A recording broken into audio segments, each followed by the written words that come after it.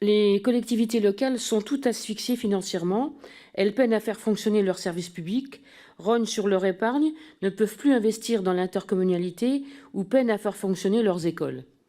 Pour la rentrée scolaire, on ne compte plus les communes qui n'avaient même pas les moyens de fournir des fournitures scolaires gratuites à leurs élèves, alors qu'elles le faisaient il y a quelques années. En fait, quand on lit le projet de loi de finances, on voit que malgré les revendications des élus locaux et malgré l'inflation, nos collectivités continuent à subir l'austérité. Cela veut dire qu'il va manquer environ 500 millions d'euros aux communes pour compenser la hausse des prix prévue l'an prochain. Ces 500 millions s'ajoutent aux 1,3 milliard de l'année dernière qui n'ont toujours pas été résorbés par les communes. Pourtant, la simple indexation de la DGF sur l'inflation permettrait de régler une partie de ces problèmes. Aujourd'hui, les communes et l'ensemble des collectivités sont victimes de cette austérité. En 2022, l'inflation était autour de 5,2%, alors que le montant de la DGF est resté stable.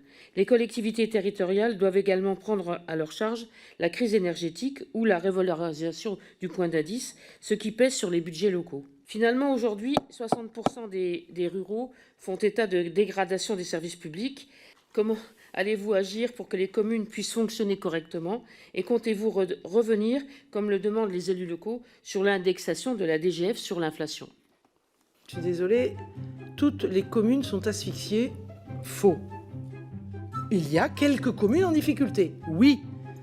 Donc, quelques communes en difficulté, oui. Par contre, non.